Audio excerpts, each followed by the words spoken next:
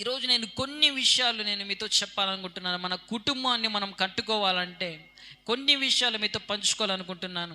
ఏదైనా ఒక గృహము కట్టాలనుకున్నప్పుడు ఆ గృహమునికి ఏం చేస్తారంటే మంచి పిల్లర్స్ చేస్తారు కదండి. మాట్లాడాలి మీరు నాతో. మంచి పిల్లర్స్ వేస్తారు కదా.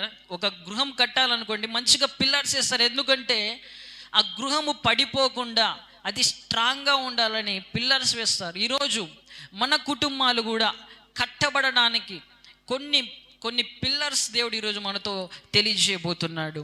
మొట్టమొదటిగా మన కుటుంబము కట్టబడాలంటే ఏ మాత్రము కదిలించబడని ప్రార్థనా జీవితం మనం కలిగి ఉండాలి. హల్లెలూయా. ఏమిటండి? ఏ మాత్రము కదిలించబడని ప్రార్థనా జీవితం మన కుటుంబంలో ఉండాలి. మన కుటుంబములో మనము చేసే ఆ ప్రార్థన మన కుటుంబానికి ఒక కవచములాగా ఉంటుంది. హల్లెలూయా, హల్లెలూయా. దేవుడు అంటున్నాడు, ఏ తెగులును నీ గుడారమును సమీపించదంటున్నాడు. ఎప్పుడు? నీ కుటుంబంలో ప్రార్థన ఉన్నప్పుడే నీ కుటుంబాన్ని ఏ తెగులు తాకలేదు, ఏ సాతాను తాకలేడు. నీ కుటుంబంలో ప్రార్థన లేకపోతే ప్రియమైన దేవుని బిడ్డలారా, అపవాది ఈజీగా నీ గృహంలోనికి ప్రవేశిస్తాడు, మీ కుటుంబ వ్యవస్థలోనికి ప్రవేశిస్తాడు. అందుకనే ప్రార్థన అనే కవచాన్ని మనం కలిగి ఉండాలి. హల్లెలూయా. ఏ మాత్రము కదిలించబడని ప్రార్థన. ఏ రోజు కూడా మీ వ్యక్తిగత జీవితంలో, మీ కుటుంబములో ప్రార్థన అనేది ఆపకూడదు. హల్లెలూయా, హల్లెలూయా. ఆ రోజు ఆహారం తినడమైనా మనం మానేవేయచ్చు, కానీ ప్రార్థన మాత్రం మనం ఆపకూడదు ప్రియమైన దేవుని బిడ్డలారా. ఎందుకంటే ప్రార్థన లేకపోయిందనుకో ఏమైపోతుందంటే వాన వచ్చినప్పుడు మన కుటుంబం కూలిపోతుంది. హల్లెలూయా. వరదలు వచ్చినప్పుడు మన కుటుంబము నిలబడదు. అందుకనే ప్రార్థన అనే స్తంభమును మనం కలిగి ఉండాలి మన కుటుంబములో. ఈరోజు చాలామంది ప్రార్థన లేకుండా జీవిస్తున్నారు. ఎందుకంటే కుటుంబంలో శోధనలు ఎక్కువైపోతున్నాయి. చాలామందికి కుటుంబంలో ఆర్థిక సమస్యలు అయిపోతున్నాయి. నెమ్మది లేకుండా నిద్ర లేని రాత్రులు గడుపుతున్నారు. కారణం ఏమిటంటే ప్రార్థన లేదు. పిల్లలు మాట వినడం లేదు, భర్త మాట వినడం లేదు, భార్య మాట వినడం లేదని అంటుంటారు, కానీ వారి కుటుంబంలో ప్రార్థన లేకపోవడం ద్వారా ఆ కుటుంబంలో అపవాది ప్రవేశించి ఆ కుటుంబాన్ని గలిబిలి చేస్తున్నాడు. ప్రియమైన సహోదరి సహోదరులారా, జాన్ వెస్లీ అనే ఒక భక్తుడు ఇంగ్లాండ్ దేశంలో, అతని యొక్క తల్లి సుసన్నా వెస్లీ అనే ఆమెకు దాదాపు 14 మంది పిల్లలు అయితే, కొద్దిమంది మరణించారు. 10 మంది పిల్లలు ఉంటే ఆమె ఏం చేస్తున్నదంటే ప్రతిరోజు తన పిల్లల దగ్గరికి వెళ్ళి వారి తల మీద చేయబెట్టి ప్రతిరోజు ఆమె ప్రార్థన చేసేదంట. ఎందుకంటే నా కుమారులు చెడిపోకూడదు, వారి జీవితము బాగుపడాలా, వారు ఆశీర్వదించబడాలని ప్రతిరోజు వారి తల మీద చేయబెట్టి ప్రార్థన చేస్తుండేది. ఎంతగానో వారిని క్రమశిక్షణగా పిల్లల్ని పెంచింది ప్రార్థన పూర్వకంగా. ఈరోజు చాలామంది ఏం చేస్తున్నారంటే తల్లిదండ్రులు పిల్లల్ని చదివించాలని ఎంతగానో పగులంతా కష్టపడుతున్నారు, ప్రయాసపడుతున్నారు, ఎన్నో జాబ్స్ చేస్తున్నారు, కానీ పిల్లల కోసం ప్రార్థన చేయడం లేదు. హల్లెలూయా. పిల్లల కోసం ప్రార్థన చేయడం లేదు. నువ్వు ఎంత చదివించినా, నువ్వు ఎంత వారి కోసం కష్టపడినా, వారి కోసం నువ్వు ప్రార్థన చేయకపోతే వారి భవిష్యత్తులో వారు రాంగ్ స్టెప్స్ తీసుకుంటారు. ప్రియమైన సహోదరి సహోదరులారా, జాన్ వెస్లీ అనే ఆ భక్తుడు ఇంగ్లాండ్ దేశాన్ని గడగడలాడించినాడు. హల్లెలూయా. ఎందుకంటే తన తల్లి చేసిన ప్రార్థన ద్వారా ఆ జాన్ వెస్లీ అనే భక్తుడు మెథడిస్ట్ సంఘాలను స్థాపించి ఈరోజు ప్రపంచవ్యాప్తంగా గొప్ప పరిచర్య చేసిన వాడుగా ఉంటున్నాడు. గడిచిన దినాలలో మనం చూస్తే, న్యూస్లో చూసినప్పుడు, నంద్యాలలో ఒక 3rd క్లాస్ అమ్మాయి మీద 6th క్లాసు 5th క్లాస్ పిల్లలు 3 అత్యాచారం చేసి చంపేసి కాలువలో పడివేశారు. చూడండి ఎంత భయంకరమైన దినాలలో మనం ఉంటున్నాం. ప్రియమైన దేవుని బిడ్డలారా, మన పిల్లల గురించి గాన మనం ప్రార్థన చేయకపోతే అపవాది వారిని కంట్రోల్ చేయడానికి వారికి మనం అవకాశం ఇచ్చినట్లే. హల్లెలూయా. మన కుటుంబము కట్టబడాలంటే ఏ మాత్రము కదిలించబడని ప్రార్థనా జీవితాన్ని మనం కలిగి ఉండాలి. హల్లెలూయా. ఒక్కొక్క కుమారుని మీద ఆమె తల మీద చేయబెట్టి కొన్ని నిమిషాలు ప్రార్థన చేస్తున్నది. ప్రతిరోజు ప్రార్థన చేసేది. వారికి పిల్లలు లేవగానే ప్రార్థన చేయాలా, వాక్యం చదవాలని వారికి నేర్పించేది. దేవుని వాక్యంలో ఒక మాట రాయబడింది, బాలుడు నడవలసిన త్రోవను వారికి నేర్పుము, పెద్దవాడైన తర్వాత దాని నుండి తొలగిపోడని. చిన్నప్పుడే నేర్పించాల. ప్రియమైన దేవుని బిడ్డలారా, కుటుంబాన్ని కట్టుకోవాలంటే ప్రార్థన జీవితాన్ని మనం కలిగి ఉండాలి. యోబు గ్రంథములో మనం చూస్తే మొదటి అధ్యాయములో యోబు ఏం చేస్తున్నాడంటే అరుణోదయమున లేచి తన పిల్లల కొరకు ప్రార్థన చేస్తున్నాడంట.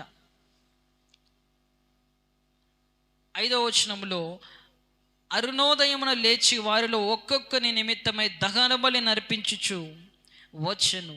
యోబు నిత్యము అలాగు చేయుచుండెను. చూడండి, తన పిల్లల కోసము అరుణోదయమున లేచి ప్రార్థన చేస్తున్నాడు యోబు. ఈరోజు ఎంతమంది చేస్తున్నారంటే మీ పిల్లల కోసం ప్రార్థన? ఇప్పుడు నుంచి మీరు ప్రారంభిస్తే వారి జీవితాలు భవిష్యత్తులో ఎంతో దీవెనకరంగా ఉంటాయి. హల్లెలూయా. వారి జీవితాలు ఎంతో ఆశీర్వాదకరంగా ఉంటాయి.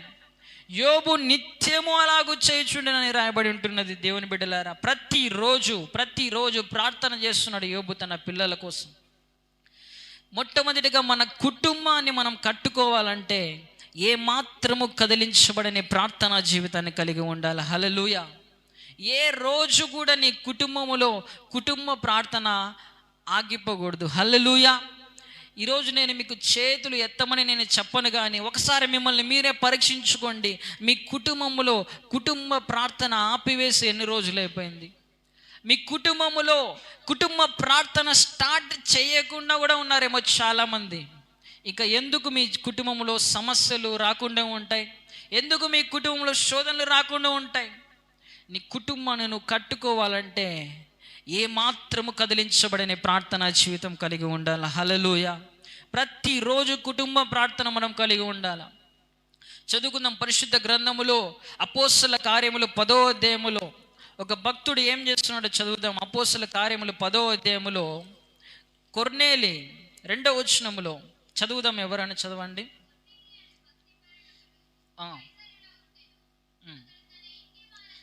అతడు తన ఇంటి వారందరితో కూడా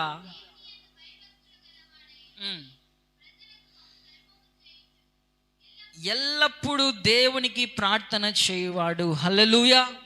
ఒకటే చేస్తున్నాడా? ఏం చేస్తున్నాడా అండి? మీరు మాట్లాడాలి. ఏం చేస్తున్నాడు? ఒకటే చేస్తున్నాడా? ఇంటి వారందరితో కలిసి చేస్తున్నాడా? ఇంటి వారందరితో కూడా ఎల్లప్పుడూ దేవునికి ప్రార్థనలను చేయవాడు. హల్లెలూయా. ఆ కొర్నేలి ప్రతిరోజు ఎల్లప్పుడు తన ఇంటి వారందరితో కలిసి కుటుంబ ప్రార్థన చేస్తున్నాడు. నిజంగా కుటుంబ ప్రార్థన చేసేవారి కుటుంబములో దేవుడు ఎన్నో అద్భుతాలు చేస్తాడు, ఎన్నో ఆశ్చర్య కార్యాలు చేస్తాడు. ఈ కొర్నేలి కుటుంబముతో కలిసి ప్రార్థన చేస్తున్నాడు. కొర్నేలి గృహమునకు దేవుడు పేతురును పంపించినాడు. హల్లెలూయా. మొట్టమొదటిగా మనం చూస్తే కొర్నేలి గృహంలోనికి దేవుడు తన దూతను పంపించాడంట. పగలు ఇంచుమించు 3 గంటల వేళ దేవుని దూత గృహంలోనికి దిగి వచ్చింది. హల్లెలూయా. మీరు కుటుంబ ప్రార్థన చేస్తే ప్రియమైన సహోదరి సహోదరులారా, దేవుని దూతలే మీ కుటుంబంలోనికి దిగి వస్తాయి. హల్లెలూయా. ఎందుకంటే ఏ కుటుంబంలో అయితే కుటుంబ ప్రార్థన జరుగుతూ ఉంటుందో అక్కడ పరలోక వాతావరణం ఏర్పడుతుంది. హల్లెలూయా.